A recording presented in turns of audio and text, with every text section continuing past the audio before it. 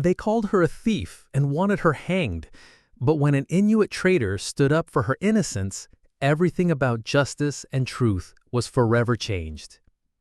This is the story of Sarah Mitchell, whose darkest hour revealed the difference between law and justice, between judgment and understanding.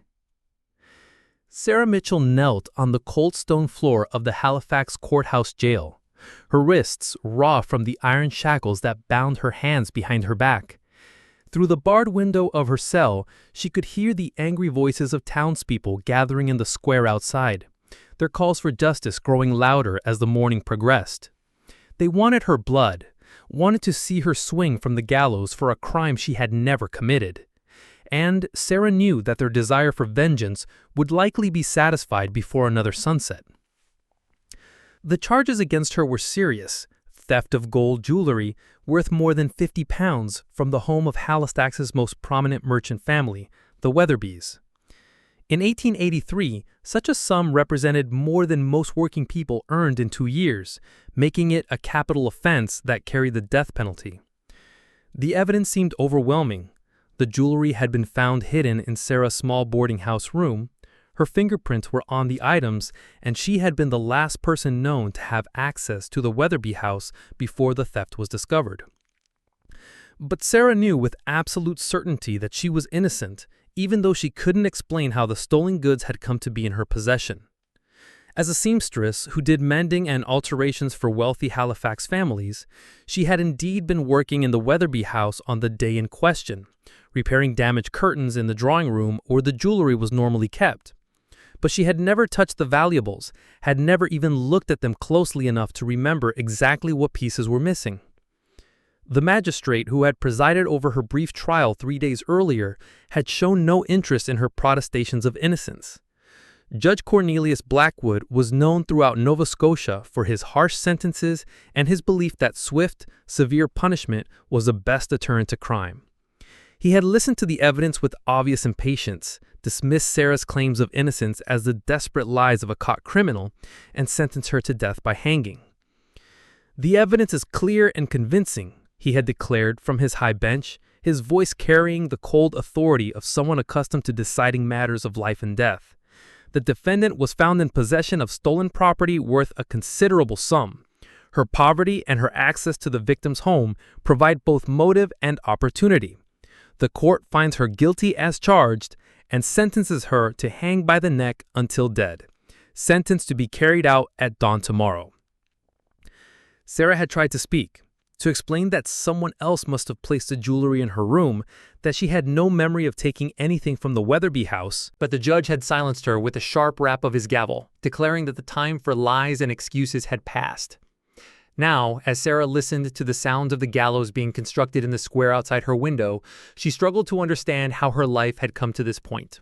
She was 26 years old, had never broken a law in her life, had worked hard to support herself since her parents' death in a mill accident 5 years earlier.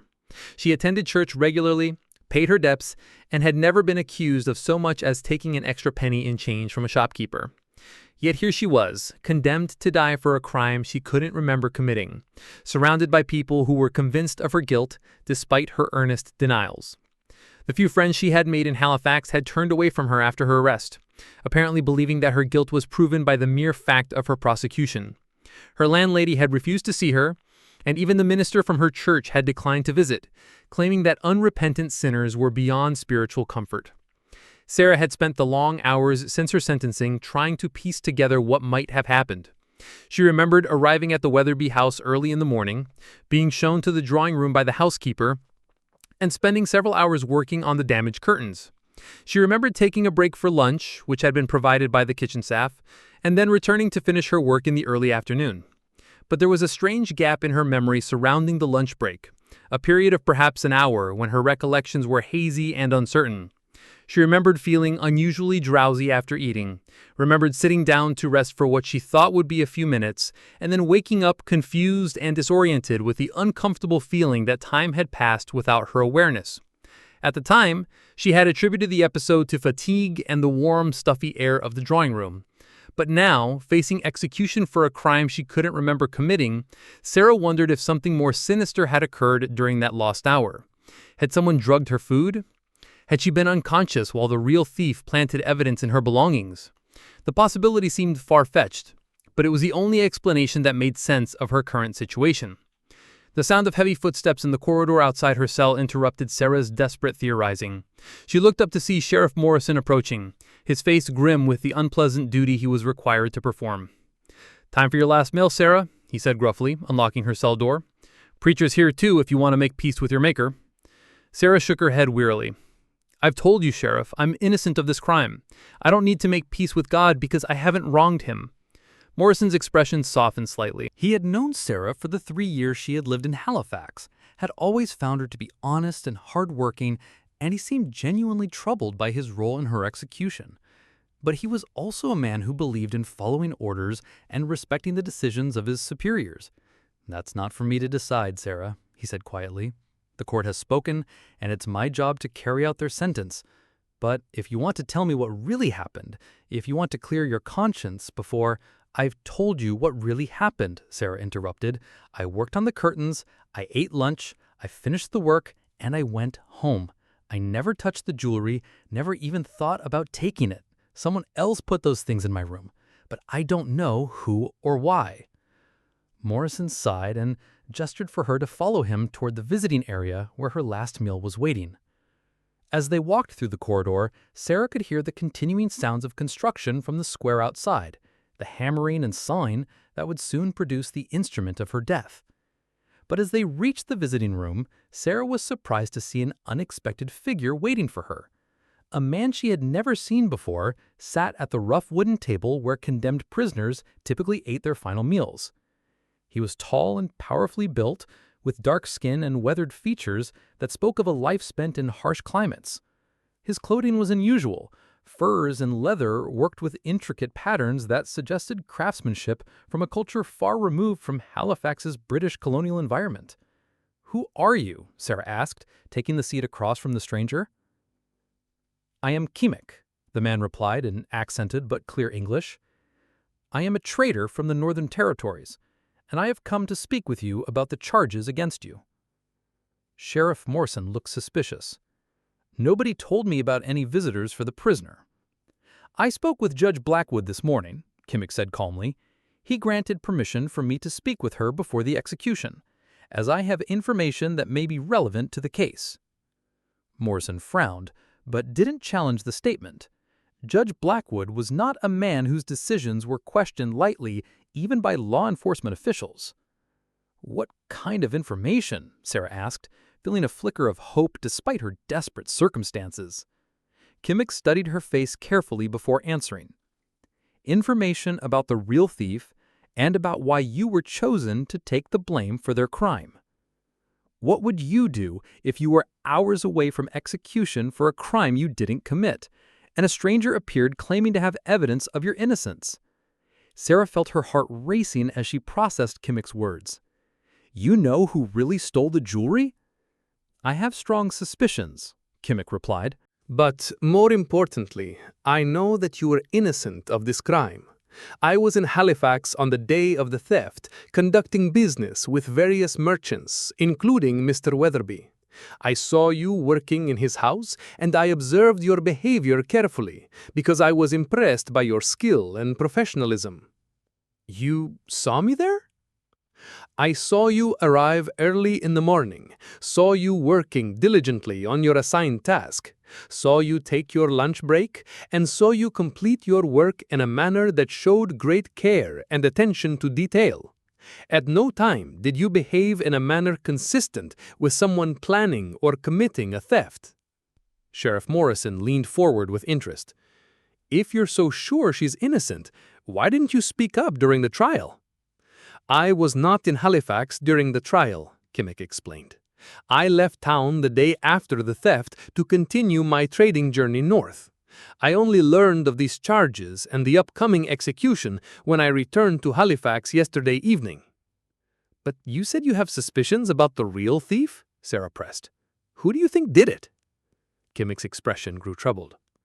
"I believe the theft was committed by someone within the Weatherby household. someone who had regular access to the jewelry and who knew exactly when opportunities would arise to take it without immediate detection. "That's a serious accusation," Morrison said carefully. "Do you have proof?" "I have observations and logical deductions," Qimmiq replied. "But proof in the legal sense you require would be difficult to obtain, especially given the short time available before the scheduled execution." Sarah felt her brief hope beginning to fade. "Then what good does it do to know the truth if it can't be proven?" "Because truth has value, even when it cannot be legally demonstrated," Qimmiq said firmly.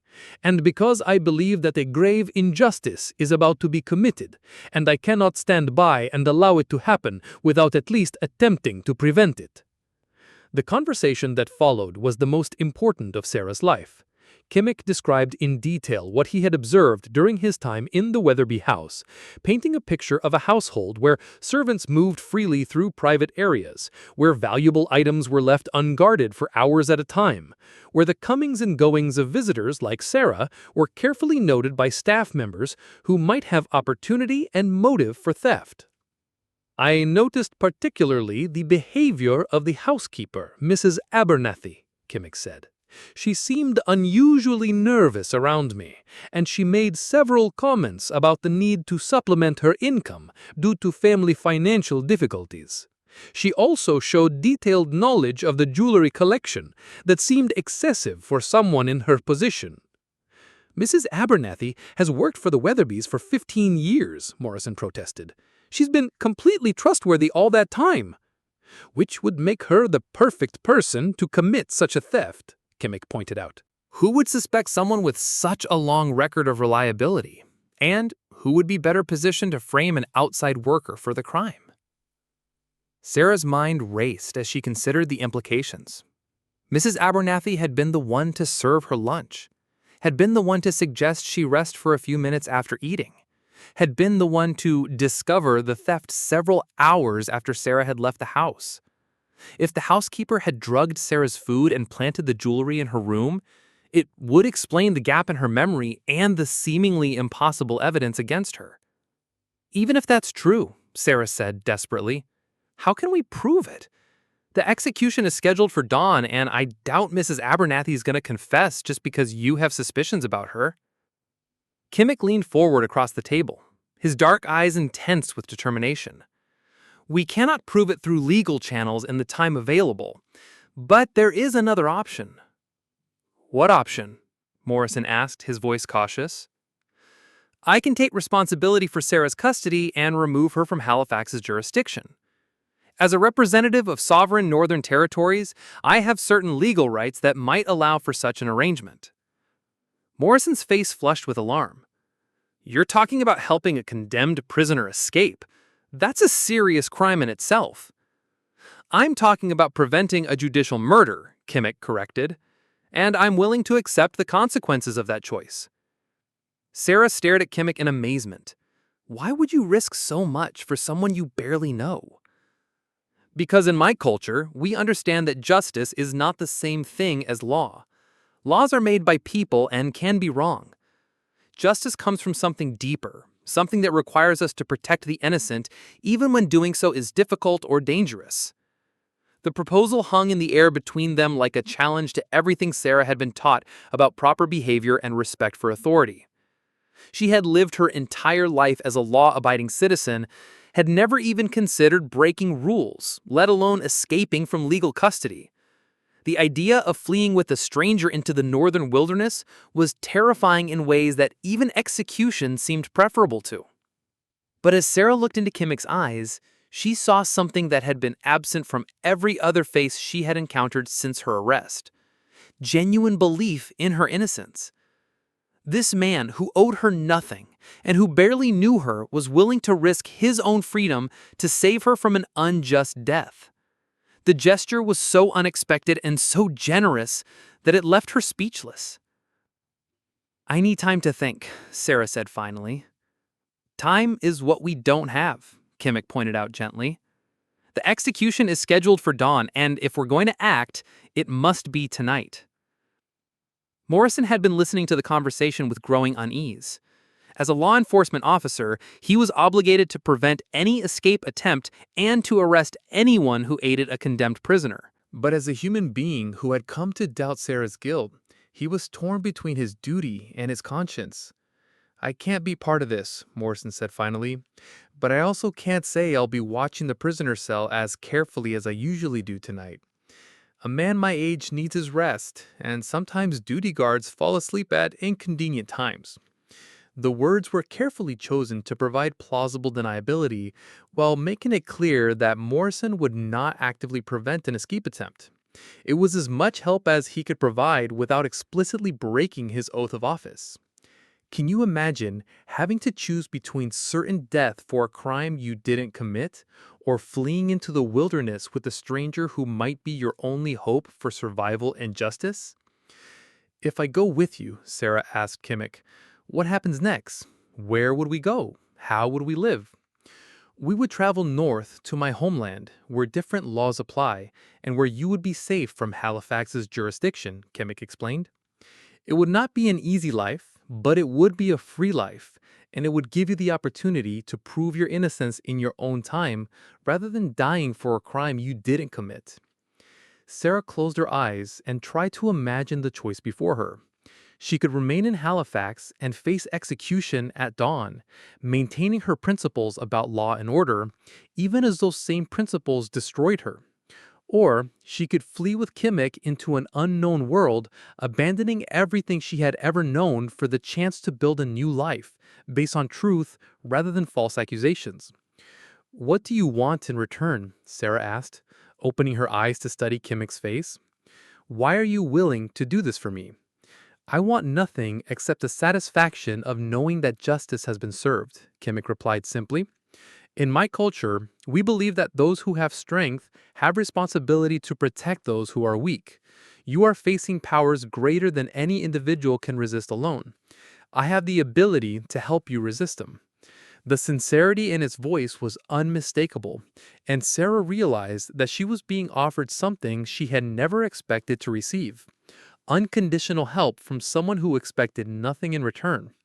It was a gift so generous that accepting it seemed almost as frightening as refusing it. "How would we escape?" Sarah asked, surprising herself by the question. Qimmiq smiled for the first time since their conversation had begun. "Leave that to me, but be ready to move quickly when the time comes." The rest of the day passed in a haze of preparation and anxiety. Qimmiq left the jail ostensibly to conduct business in town, but Sarah suspected he was actually making arrangements for their escape. Morrison brought her a simple meal and made small talk about the weather, carefully avoiding any mention of the plans that were developing. As evening fell and darkness settled over Halifax, Sarah found herself pacing her cell like a caged animal. The sounds from the square outside had quieted as the gallows construction was completed and the crowd dispersed, but she knew they would return in force before dawn to witness her execution. It was near midnight when Qimmiq appeared outside her cell window, moving with the silent efficiency of someone accustomed to traveling undetected through dangerous territory. He had somehow scaled the outside wall of the jail and reached her second-floor window without alerting any of the guards. "Are you ready?" he whispered through the bars. "How are you going to get me out of here?" Sarah whispered back. Qimmiq produced a set of tools from his pack and began working on the window bars with the skill of someone who had dealt with similar obstacles before. Within minutes, he had created an opening large enough for Sarah to squeeze through. "Can you climb down?" he asked quietly. Sarah looked down at the rope he had secured to the window frame and felt her stomach lurch with fear. She had never been comfortable with heights, and the drop to the ground seemed impossibly far in the darkness. "I don't know if I can do this," she admitted. "Fear is natural," Qimmiq said gently, "but staying here means certain death. Going with me means uncertain life. Which choice serves you better?" Sarah took a deep breath and committed herself to the escape. With Qimmiq's patient guidance, she managed to lower herself down the rope and reach the ground safely. From there, they moved quickly and quietly through Halifax's back streets, avoiding main roads and staying in shadows wherever possible. Qimmiq led her to the harbor, where a small boat was waiting with supplies for their journey north. As they pushed off from the dock and began rowing away from Halifax, Sarah felt a complex mixture of relief and terror wash over her. She was free from immediate execution, but she was also leaving behind everything familiar for a future she couldn't imagine. "What happens if they catch us?" Sarah asked as they navigated through the dark waters of Halifax Harbor. "They won't catch us," Qimmiq replied with quiet confidence, "I know these waters, and I know routes that colonial authorities have never discovered. By the time they realize you're gone, we'll be far beyond their reach." The journey that followed was unlike anything Sarah had ever experienced. Qimmiq guided their small boat through a network of hidden channels and secluded waterways that seemed to exist in a different world from the civilized settlements Sarah had known. They traveled mostly at night, hiding during the day in caves and sheltered coves that provided protection from both weather and pursuit. During their long hours together, Sarah learned about Qimmiq's background and the world he was taking her to. He was a leader among his people, someone who traveled regularly between Inuit communities and the outside world to negotiate trade agreements and maintain relationships that benefited both cultures. "My people have lived in the Arctic for thousands of years," he told her during one of their rest periods. "We have learned that survival in harsh conditions requires cooperation and mutual support. No one succeeds alone in our world." "But how will I fit into such a place?" Sarah asked. "I don't know anything about Arctic survival, and I don't speak your language." "You will learn what you need to know," Qimmiq assured her, "and you will contribute skills and knowledge that we can use. Every community benefits from different perspectives and experiences." As they traveled further north and the landscape became increasingly wild and remote, Sarah began to understand what Qimmiq meant about different laws applying in his homeland. They were entering a world where survival depended on natural abilities and social cooperation, rather than written regulations and formal institutions. It was both liberating and terrifying to realize that her old identity as Sarah Mitchell, the Halifax seamstress, was being left behind with each mile they traveled. The woman she was becoming would be shaped by entirely different circumstances and expectations. The Inuit community that eventually welcomed them was unlike anything Sarah had imagined. Built around the natural harbor that provided protection from Arctic storms, the settlement housed several hundred people in structures that combined traditional design with practical innovations developed over generations of harsh climate survival. But what struck Sarah most powerfully was the way the community received her. Rather than being viewed as a fugitive or an outsider, she was introduced as someone who had been rescued from injustice, someone whose experiences and skills would contribute to the community's strength and prosperity. "We understand that the outside world sometimes makes mistakes about justice," Tunu, one of the community elders, told Sarah through Qimmiq's translation. "Here, we judge people by their actions and their character, not by what others have said about them." The integration process required Sarah to learn entirely new ways of thinking and living. She had to master skills for Arctic survival that had no equivalent in her previous experience: reading ice conditions, preparing traditional foods, crafting clothing and tools from natural materials. But she also found opportunities to contribute her own knowledge, teaching community members to read and write English, sharing techniques for textile work and clothing construction that enhanced traditional methods. "You have valuable abilities," Qimmiq told her one evening as they worked together to prepare lessons for community members who wanted to learn about outside world customs and languages. "Your education and your experience with different forms of organization are useful to us." Sarah was surprised to discover that she felt more valued and respected in this remote Inuit community than she had ever felt in the civilized world she had left behind.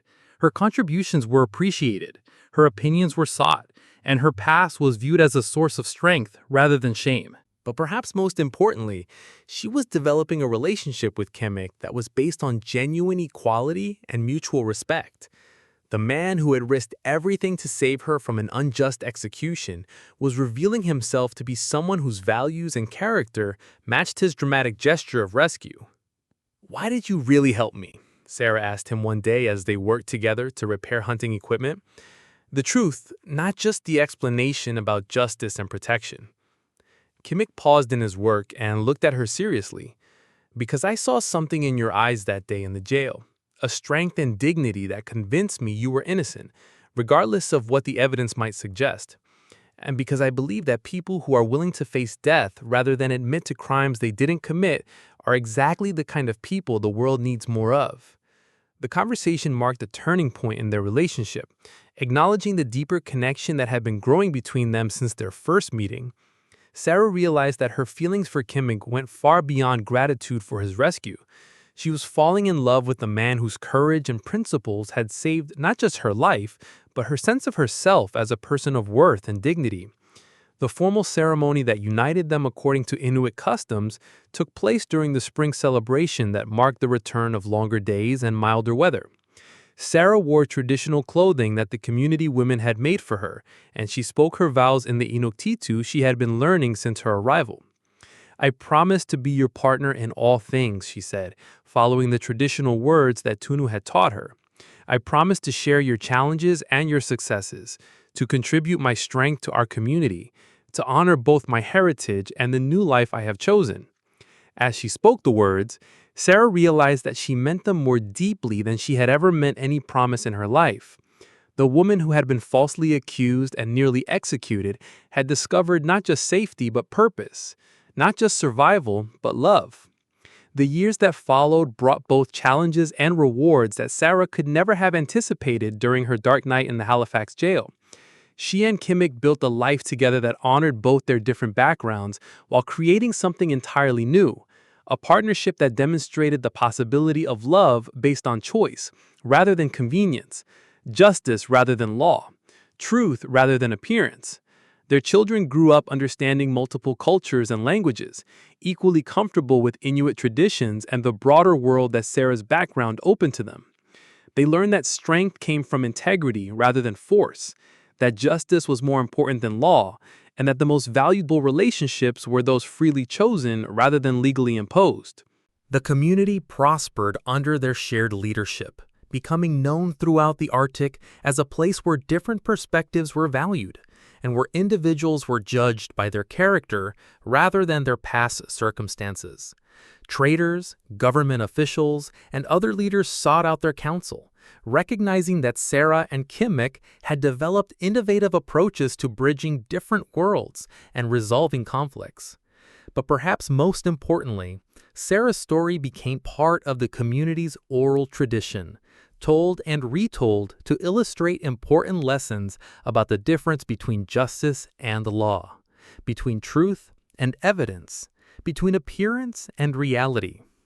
Children who heard the story learned that innocence was worth defending, even when doing so was dangerous, that courage sometimes required breaking unjust laws, and that the most important judgments were those made by conscience rather than courts.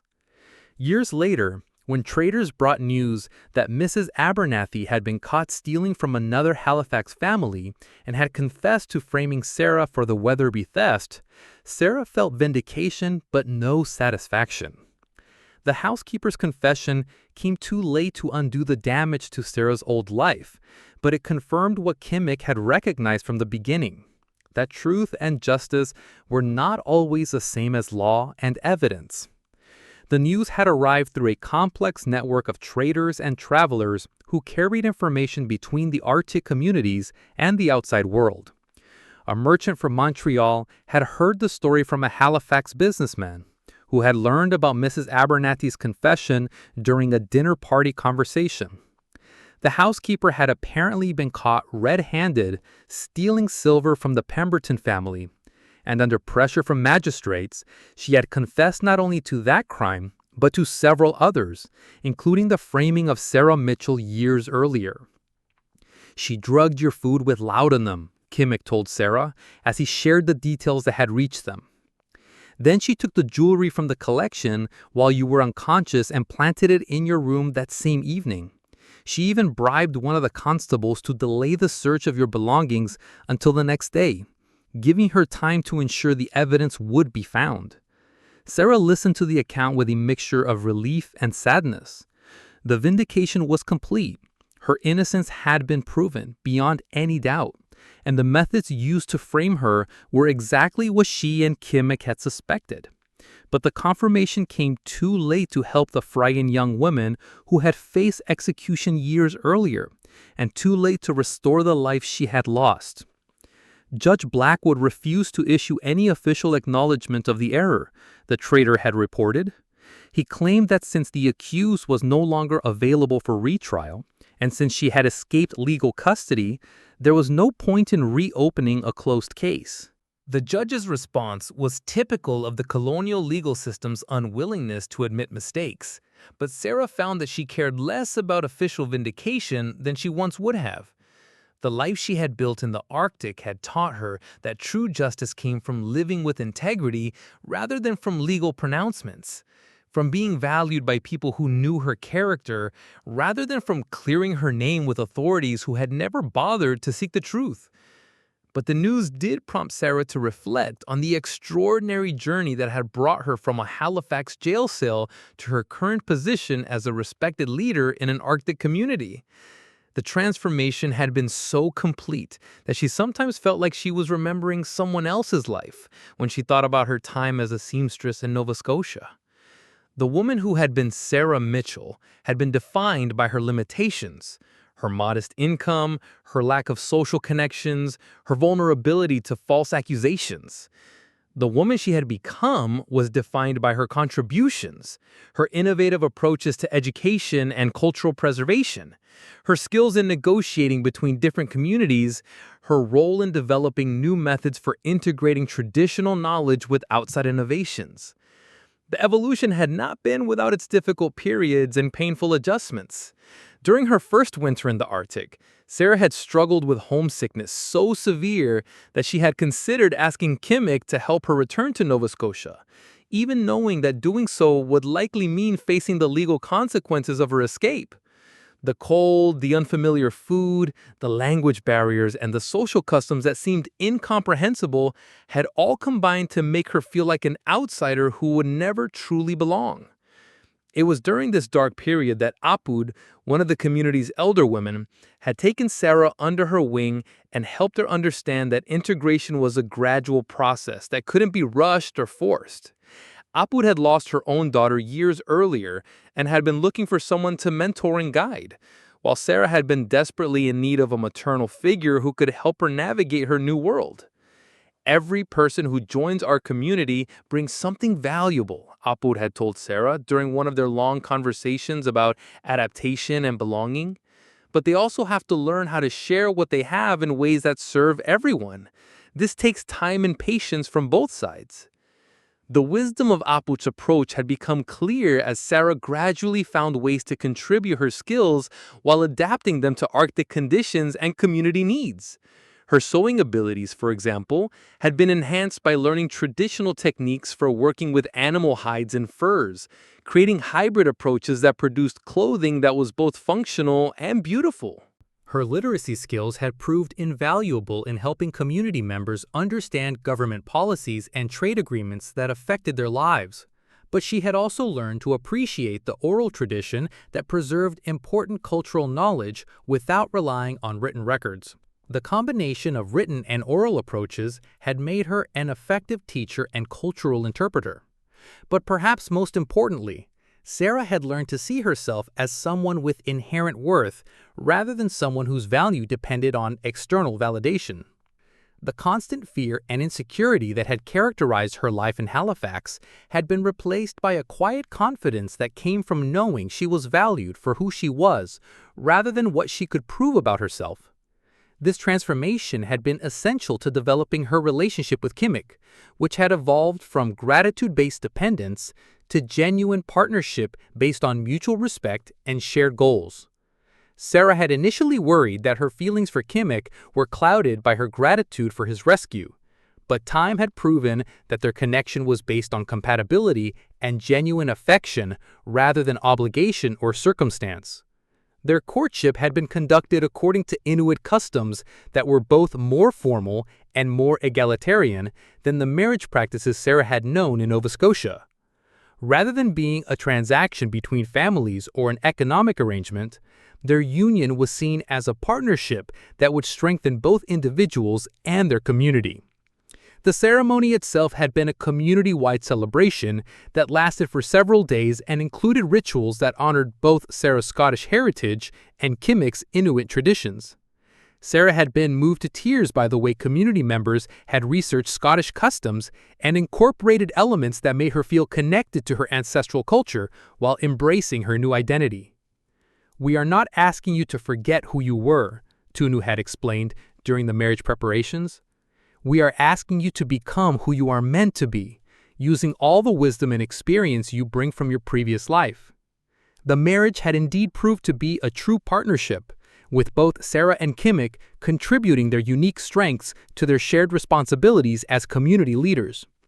Sarah's understanding of the outside world, combined with Qimmiq's deep knowledge of traditional ways, had enabled them to develop innovative approaches to the challenges facing Arctic communities in a rapidly changing world. Their first major test as co-leaders had come during a crisis involving government officials who wanted to establish a trading post that would have disrupted traditional hunting grounds and migration patterns. The officials had arrived with legal documents and military escorts, confident that they could impose their will on what they viewed as a primitive and powerless community. Sarah's experience with colonial legal systems had proved invaluable in understanding the official strategies and weaknesses, while Qimmiq's knowledge of traditional governance had provided frameworks for organizing effective resistance. Together, they had developed a response that combined legal challenges with economic pressure and political maneuvering, ultimately forcing the government to negotiate rather than simply impose their plans. Your understanding of how their minds work was the key to our success, Qimmiq had told Sarah after the officials finally agreed to relocate their trading post to a site that wouldn't interfere with traditional activities. Without that insight, we would have been fighting blind. The victory had established their reputation as leaders who could defend community interests against outside pressures while also maintaining positive relationships that benefited everyone involved. Their approach became a model that was studied and adapted by other Arctic communities facing similar challenges. Their children had grown up witnessing this kind of leadership and had absorbed lessons about the importance of understanding multiple perspectives while maintaining core values and principles. Their eldest son, Natar, had inherited Sarah's analytical mind and Qimmiq's diplomatic skills, making him a natural mediator who could resolve conflicts between different communities and interest groups. Their daughter, Kira, had developed into a gifted teacher and cultural preservationist whose work documenting traditional knowledge while making it accessible to younger generations had become recognized throughout the Arctic. She had also shown remarkable ability in learning languages, becoming fluent in English, French, and several indigenous languages that expanded her effectiveness as a cultural interpreter. Their youngest son, Yutu, had surprised everyone by developing into an innovative craftsman whose work combined traditional techniques with materials and tools from the outside world. His creations had attracted attention from collectors and museums, creating new economic opportunities for the community while showcasing the sophistication of Arctic artistic traditions. The success of their children had brought both pride and new challenges as the young people reached adulthood and began making their own choices about how to balance traditional values with modern opportunities. All three had spent time in the outside world, gaining education and experience that would serve them well as future leaders, but they had also faced pressures to abandon their Arctic identity in favor of assimilation into mainstream society. How do we prepare them for a world that will try to convince them that our way of life is primitive and worthless? Sarah had asked Qimmiq during one of their discussions about their children's futures. By making sure they understand that our way of life has produced them, Qimmiq had replied. They are living proof that traditional knowledge and modern education can be combined to create something stronger than either alone. Their confidence in themselves will be the best defense against anyone who tries to diminish their heritage. The wisdom of this approach had been demonstrated as all three children returned to the Arctic after their outside education, bringing new skills and perspectives while maintaining their commitment to their community and cultural identity. Natar had become a lawyer who specialized in indigenous rights, using his legal training to protect Arctic communities from exploitation while respecting traditional governance structures. Kiara had established schools that taught children in both Inuktitut and English, preparing them for success in an interconnected world while ensuring that traditional knowledge and values were passed on to future generations. Her innovative approaches to bicultural education had attracted attention from educators throughout the Arctic and beyond. Yutu had founded workshops where traditional craft techniques were taught alongside modern business practices, creating sustainable economic opportunities that honored cultural heritage while providing practical income for community members.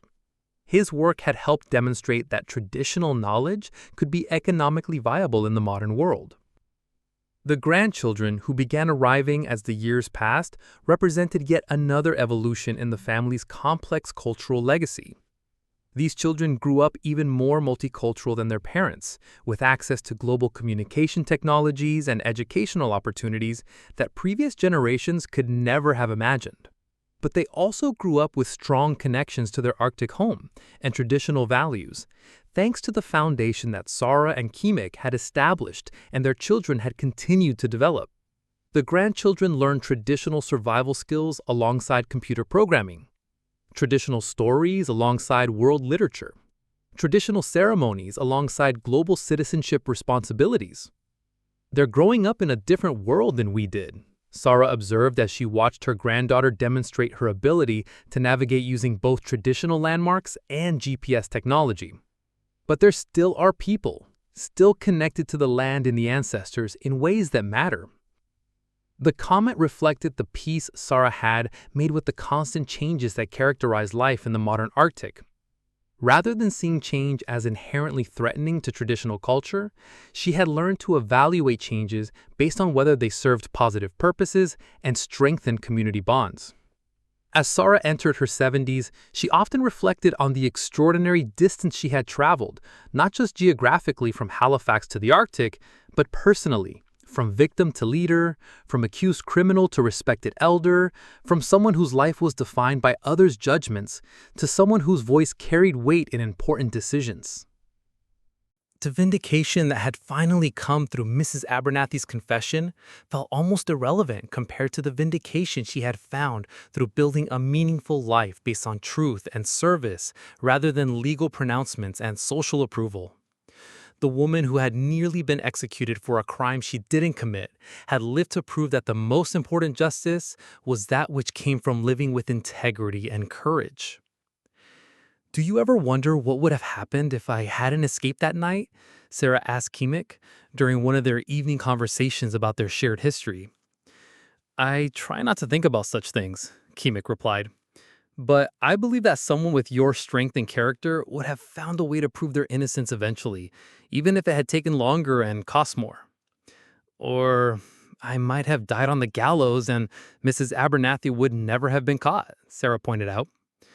"Perhaps," Qimmiq acknowledged, "but I don't believe the universe wastes people like you. Somehow, some way, your truth would have emerged." The conversation reminded Sarah of how much her understanding of justice and truth had evolved since that terrifying night in the Halifax jail. She had learned that real justice was not something that could be dispensed by courts or judges, but something that had to be created through the daily choices people made about how to treat each other. The false accusation that had seemed like the end of her world had actually been the beginning of a journey toward understanding what really mattered. Not legal vindication, but personal integrity. Not social approval, but genuine respect. Not avoiding injustice, but creating justice for others who face similar challenges. Her story had become part of the oral tradition, not just of her Arctic community, but of the broader network of Indigenous communities throughout the Northern Territories. It was told as an example of how apparent disasters could become opportunities, how strength could emerge from vulnerability, how the most important journeys often began with the most frightening choices.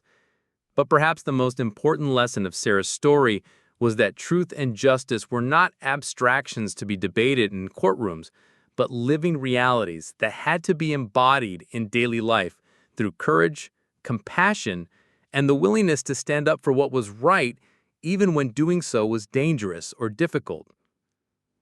"Do you ever regret leaving Halifax?" Qimmiq asked Sarah one evening as they watched their grandchildren play in the snow outside their home. "I regret that it took false accusations and near execution to bring me to the life I was meant to live," Sarah replied, "but I don't regret a single day of the life we've built together."